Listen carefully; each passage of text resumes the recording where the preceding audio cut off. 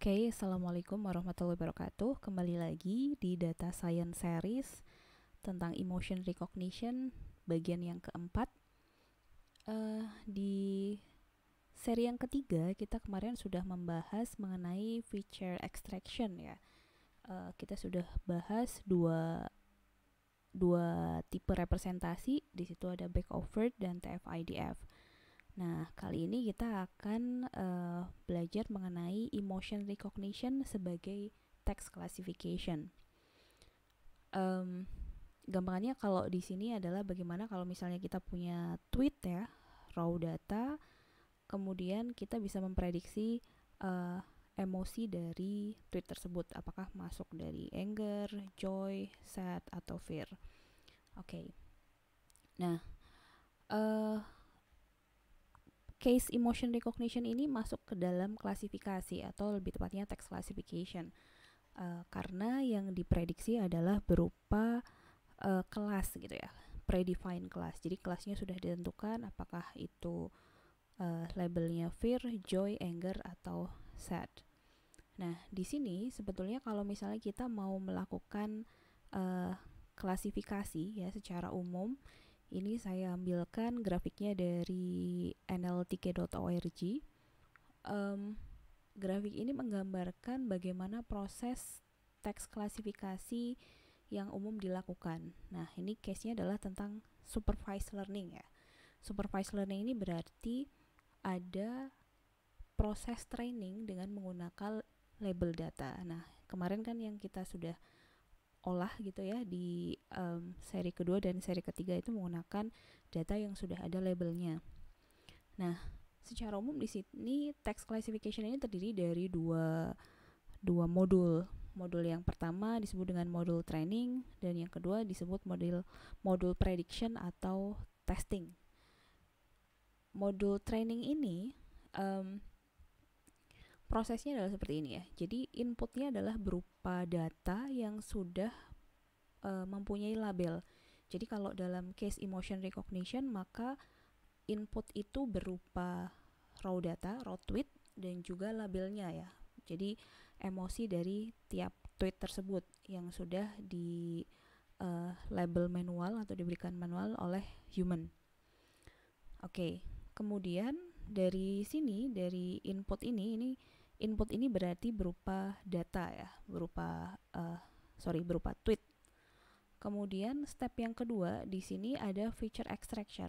Feature extraction ini berarti mengubah fitur, jadi mengekstrak fitur, kemudian merepresentasikannya dalam bentuk vektor. Jadi ini yang kita lakukan kemarin dengan menggunakan bisa berupa TF-IDF, back-overt maupun yang lain. Nah, yang kita sudah pelajari yang dua itu kemarin ya. Sehingga kemudian dihasilkan fitur gitu ya dalam bentuk vektor. Berikutnya di sini kita punya machine learning algorithm. Jadi machine learning algorithm ini yang akan digunakan untuk mengklasifikasikan, jadi mempelajari dulu dari input data yang sudah ada labelnya. Lihat di sini inputnya juga ada berupa label ya untuk machine learning algoritmanya. Jadi mempelajari bagaimana pola gitu ya. Sebetulnya pola ketika tweetnya terdapat kata-kata happy, oh ternyata dia labelnya diberikan joy. Ketika ada kata-kata yang banyak berkaitan dengan sad, ternyata labelnya sad, dan seterusnya. Gampangnya seperti itu. Nah, si machine learning algoritma ini akan menghasilkan classifier model. Classifier model ini akan digunakan dalam modul yang kedua yang disebut dengan modul prediction atau modul testing. Jadi di modul testing ini ibaratnya kita mempunyai data yang belum ada labelnya sama sekali, kemudian tugasnya adalah untuk memprediksi emosi dari tiap tweet tersebut. Jadi inputnya sama ya, di sini inputnya berupa raw data atau tweet, tapi yang di sini bisa dilihat bahwa tidak ada input berupa label. Prosesnya sama persis di sini, ada feature extraction atau feature extractor, kemudian dihasilkan feature, kemudian feature ini akan masuk ke classifier model yang tadi sudah dihasilkan dari modul training. Nah, classifier model ini akan bisa langsung memprediksi berdasarkan apa yang tadi dipelajari pada fase training.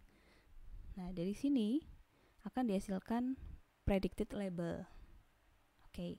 Jadi secara umum sebetulnya ini semi supervised learning ya. Ini semi supervised learning, prosesnya akan seperti ini. Kemudian kalau untuk di case kita yang sedang kita pelajari berupa emotion recognition, maka kita menggunakan input berupa teks. Oke, nah kita akan lihat bagaimana implementasinya menggunakan scikit-learn. Oke, di sini yang pertama saya akan mendefinisikan machine learning classifier-nya terlebih dahulu ya, atau machine learning algorithm. Oke, kita akan gunakan yang disebut dengan support vector machine. Saya tidak akan menerangkan secara detail apa itu support vector machine, tetapi di sini adalah ini support vector machine adalah salah satu machine learning algorithm yang biasa digunakan dalam klasifikasi. Oke, baris berikutnya di sini ada Y-training ya. Jadi ini sebetulnya untuk melihat, untuk menampilkan label dari data training yang tadi sudah kita olah teksnya. Gitu. Tadi kan untuk setiap tweet sudah ada labelnya ya. Maka di sini variabel Y-training ini akan menampung label dari setiap tweet. Oke. Kemudian yang berikutnya ada CLF ini ya. CLF sama dengan svm.svc, maka ini sebetulnya kita mendefinisikan si classifier dengan menggunakan support vector machine. Nah, sebetulnya si support vector machine ini mempunyai banyak parameter gitu ya. Banyak parameter yang bisa didefinisikan. Salah satunya adalah kernel. Kernelnya ini ada beberapa pilihan, salah satunya linear. Jadi kita pilih dulu linear. Kemudian berikutnya kita akan mentraining si classifier tersebut dengan data training ya. Data training yang untuk pertama ini kita akan gunakan data training yang telah direpresentasikan dalam bentuk bag of word gitu. Jadi di sini tadi di seri sebelumnya kita sudah bahas mengenai representasi dengan menggunakan bag of word ya. Ini XBOW. Jadi CLF.fit ini berarti CLF.fit ini dia akan belajar gitu ya, mentraining si classifier support vector machine dengan menggunakan data tweet yang sudah direpresentasikan dengan menggunakan bag of word dan juga labelnya. Labelnya ini yang sudah ditampung dalam variabel Y-training. Nah, kita bisa lihat ini outputnya ya. Jadi ini outputnya SVC ada C sama dengan 1,0, break ties-nya false dan seterusnya. Nah, ini sebetulnya adalah parameter yang parameter input dari SVM atau di sini support vector classifier. Kita menggunakan default ya. Jadi default kecuali di sini kita sudah definisikan satu untuk kernel. Oke. Nah, kita sudah punya ya. Jadi kita sudah punya sebuah classifier di sini. Berikutnya adalah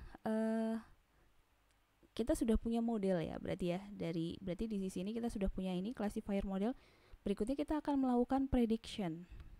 Nah, prediction ini dilakukan dengan menggunakan data test. Nah, teman-teman nanti silahkan kembali lagi ke link untuk download data. Di situ bisa mendownload data test. Ini saya menggunakan data test yang sudah ada label emosinya dan juga intensity-nya. Kemudian di sini bisa dilihat ini stepnya sama persis ya,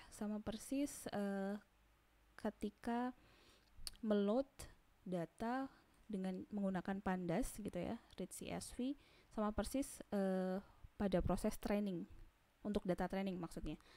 Jadi sama persis, hanya di sini saya menggunakannya untuk data test.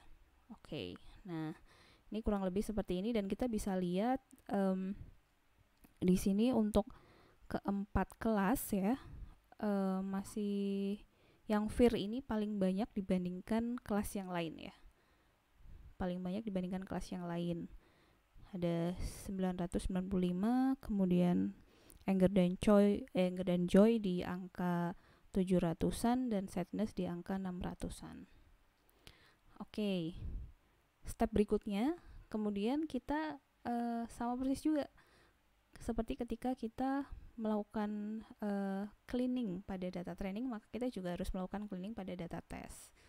Oke, ini ya, jadi sama persis.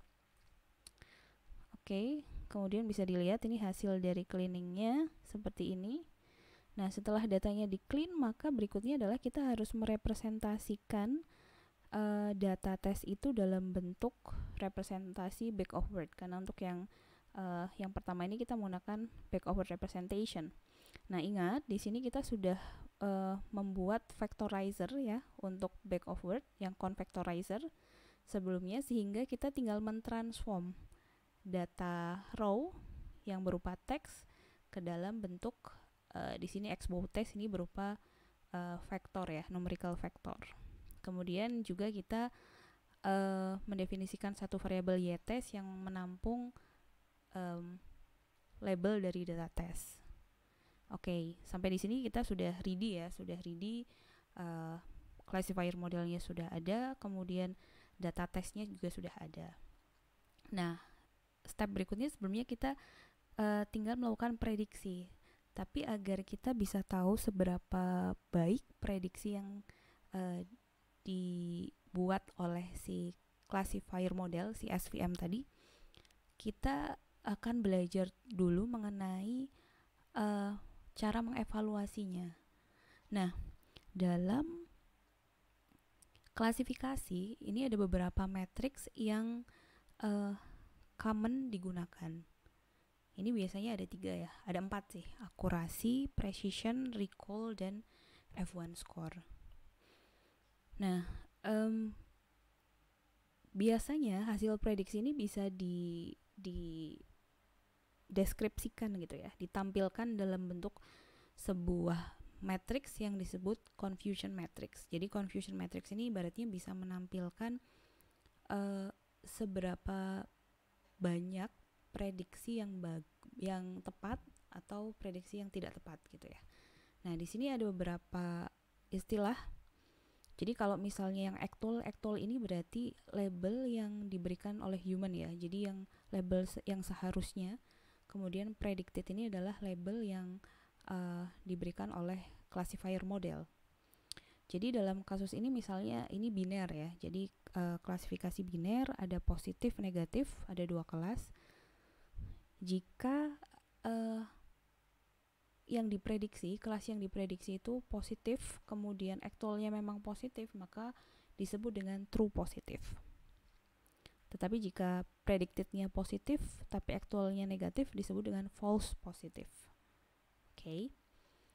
Berikutnya kalau predictednya negatif, tapi seharusnya actualnya positif, maka disebut dengan false negatif. Dan yang terakhir, jika predictednya negatif dan actualnya juga negatif, maka disebut dengan true negatif. Oke.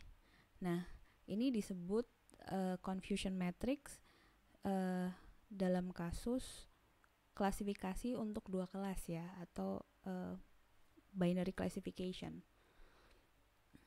Oke. Nah, kalau misalnya dalam kasus kita, ini kan kita menggunakan multi-class ya. Jadi kita kelas yang kita miliki itu tidak hanya 2, tetapi ada 4. Ini disebut dengan multi-class classification. Kemudian bagaimana caranya untuk melihat si confusion matrix ini? Nah, sebetulnya ada yang disebut dengan one versus all. One versus all itu menjadikan kasus multi-class classification itu ke dalam biner. Jadi satu kelas dianggap positif, sedangkan 3 kelas yang lain kalau dalam kasus ini dianggap sebagai negatif, dan seterusnya. Oke. Nah, kita akan bahas satu persatu di sini matriksnya ya. Yang pertama ada disebut dengan akurasi. Akurasi ini adalah proporsi gitu ya, atau hasil bagi antara true positif ditambah true negatif. Jadi ini yang hijau dibagi dengan keseluruhan jumlah data. Oke. Dibagi dengan true positif plus false positif plus false negatif plus true negatif. Oke. Tapi di sini akurasi ini merupakan yang perlu menjadi catatan ya.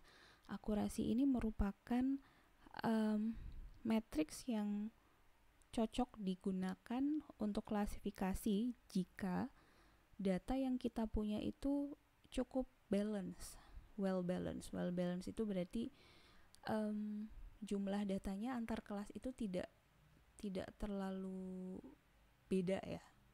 Jadi kalau misalnya di case kita ini mungkin ini lumayan balance ya, jadi tidak terlalu imbalance. Data yang imbalance gimana sih itu? Data imbalance itu kalau misalnya katakanlah untuk Fir ini sampai 2000, kemudian di Anger hanya 100 dan seterusnya gitu. Itu tidak balance.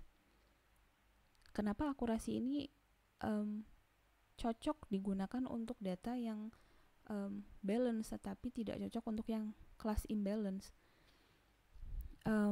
Ibaratnya seperti ini ya. Jadi kalau misalnya katakanlah kita mau memprediksi apakah meteor itu akan menabrak bumi atau tidak gitu. Oke. Nah, mungkin datanya gitu sebetulnya 99% meteor itu tidak menabrak bumi. Jadi hanya 1% aja yang menabrak bumi.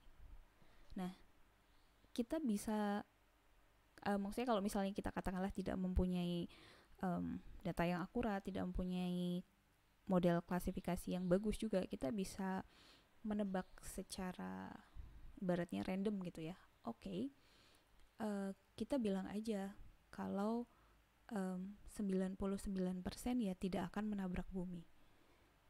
Itu sudah pasti akan betul ya, karena memang data yang dimiliki ya memang kasusnya 99% meteor itu tidak akan menabrak bumi. Jadi datanya imbalance ya antara kelas yang positif, kelas yang menabrak bumi gitu dengan kelas yang tidak menabrak bumi, kelas negatif. Oke. Jadi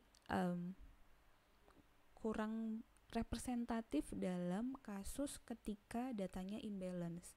Beda kalau misalnya datanya balance ya, itu akan merupakan matrix evaluation yang tepat digunakan. Nah, di sini karena itu kita bisa menggunakan beberapa matriks tambahan yang lebih akurat digunakan ketika kelasnya juga imbalance gitu. Di sini ada precision yang pertama, kemudian recall dan F1 score. Precision ini merupakan proporsi ya antara true positif di sini dibagi dengan true positif plus false positif. Oke, jadi ini ya. Jadi ibaratnya kalau precision itu akan menjawab pertanyaan berapa proporsi dari predicted positif gitu ya, yang diprediksi secara positif yang benar-benar positif gitu. Jadi kalau dalam kasus yang tadi meteor menabrak bumi, ya kalau misalnya kita memprediksi semuanya tidak ada yang menabrak bumi, maka precisionnya ini akan 0 ya, karena true positifnya 0. Kemudian yang berikutnya recall. Recall di sini merupakan proporsi dari true positif ini dibagi dengan true positif plus false negatif. Jadi recall ini akan menjawab pertanyaan berapa proporsi dari actual positif yang diklasifikasikan dengan benar. Oke. Nah, sama juga ya kalau misalnya dalam case yang tadi meteor tadi, ini juga akan 0 karena true positifnya 0. Nah, bisa dilihat kan teman-teman di sini, walaupun misalnya dalam sebuah kasus kita punya akurasinya katakanlah sangat tinggi kayak tadi 99% karena true negatifnya memang banyak gitu ya, sedangkan true positifnya 0 itu karena kondisi dari data yang imbalance, itu tidak berarti bahwa si classifiernya itu sudah bekerja dengan baik, karena bisa dilihat dari precision recall-nya bisa saja 0 gitu. Nah, berikutnya di sini ada yang disebut dengan F1 score. F1 score ini seperti harmoni atau balancing matrix antara precision dan recall. Jadi kita pengen punya sebuah model yang tidak hanya tinggi di precision tetapi juga di recall gitu ya. Tetapi di beberapa case mungkin model ada yang presisinya tinggi tapi recallnya rendah, kemudian ada yang recallnya tinggi tapi precisionnya rendah. Nah, untuk bisa membandingkan kedua model tersebut, kita punya matrix yang berikutnya disebut dengan F1 score. Jadi kayak balancing antara precision dan recall dari sebuah model. Nah, ini equationnya F1 itu adalah 2 kali precision dikalikan recall dibagi precision ditambah recall. Oke. Nah, ini saya ambil source-nya dari ini ya. Dari sini, ini kemudian ada ibaratnya if you are a police inspector and you want to catch criminals, you want to be sure that person you catch is a criminal. So this part is precision, and you also want to capture as many criminal as possible. Now we call it as recall. The F1 score manage this trade-off. Gitu. Oke, kemudian bagaimana cara mengimplementasikannya dengan menggunakan scikit-learn? Jadi di scikit-learn ini sudah menyediakan beberapa ini ya, matrix untuk evaluasi termasuk akurasi, precision, recall, dan F1. Nah, ini predictionnya ya. Jadi ini pertama kita akan memprediksi dengan tadi yang classifier yang telah dilatih dengan representasi back of word. Oke, maka di sini yang prediction sama dengan clf.predict. Ini classifiernya ini sudah di training ya. Ini adalah model yang tadi sudah di training. Kemudian predict x bow test, berarti ini akan memprediksi label dari data test yang sudah dalam bentuk representasi back of word. Kemudian akurasinya bisa kita hitung di sini, akurasi sama dengan akurasi score. Di sini membandingkan antara y-test, jadi actual ya, actual label dengan predicted label. Oke. Nah, di sini ada catatan ya. Kalau akurasi di sini cukup kita hanya menambahkan parameter si data test dan juga predictionnya. Tetapi untuk matrix yang lain, precision, recall, dan F1 untuk kasus ketika multi-class classification, ini ada kita harus juga mendefinisikan jenis dari scoringnya. Jadi ada biasanya yang sering digunakan ada yang micro average dan macro average. Kalau dalam kasus binary biasanya tidak perlu ya, tidak diperlukan untuk mendefinisikan average methodnya. Tetapi kalau dari multi-class ini harus definisikan. Jadi kalau yang kita definisikan mikro ini di sini ya, ini akan menghitung matrix secara global dengan menghitung total true positif, false negatif, dan false positif. Jadi semuanya dihitung tidak per kelas gitu, tapi dihitung keseluruhan. Oke. Nah, ini hasilnya akan ternyata ketika menggunakan micro average untuk back of word representation, kita punya tadi akurasinya sekitar 0,73 ya, 734 atau 73,48%. Precision, recall, dan F1-nya juga pada angka yang sama. Nah, ini agak berbeda kalau misalnya kita menggunakan average methodnya adalah makro. Makro ini akan menghitung matrix untuk setiap label. Jadi instead of tadi kalau mikro kan menghitung secara keseluruhan ya. Tapi kalau makro ini akan menghitung matrix untuk setiap label dan menghitung rata-ratanya atau minnya, tapi ini unweighted, jadi tidak dibobot. Nah, di sini tidak memperhitungkan adanya class imbalance gitu ya. Bisa dilihat di sini kalau dengan menggunakan macro average sedikit lebih tinggi. Kalau akurasinya tetap sama ya. Tapi di sini untuk precision, recall, dan F1-nya sedikit lebih tinggi dari yang mikro. Oke, itu untuk back of word representation. Kemudian kita akan cek bagaimana kalau misalnya dengan TF-IDF representation, apakah lebih baik performance-nya atau tidak. Nah, ini sama ya, jadi kita harus mendefinisikan variabel yang akan menampung vector representation dari data test yang representasinya dalam bentuk TF-IDF. Kemudian sebelumnya kita sudah mendefinisikan ini ya, vectorizer TF-IDF, kemudian tinggal kita gunakan untuk mentransform data yang masih berupa raw data. Oke. Kemudian jangan lupa juga kita harus mentrain ulang si classifiernya dengan data yang direpresentasikan dalam bentuk TF-IDF dan juga training datanya. Jadi harus diulang ya training modelnya. Oke. Kemudian stepnya sama. Di sini ternyata bisa dilihat baik untuk mikro maupun makro representasi yang menggunakan TF-IDF ini lebih baik ya, menghasilkan performance yang lebih baik dibandingkan yang menggunakan back of word. Oke, jadi di sini akurasinya bisa dilihat di angka 75,49%, sekitar 2% lebih baik ya dibanding yang menggunakan back of word. Kemudian precision recall F1-nya juga sedikit lebih tinggi, walaupun ya tidak terlalu signifikan, tapi sekitar 1-2% gitu ya. Cukup baik gitu. Oke,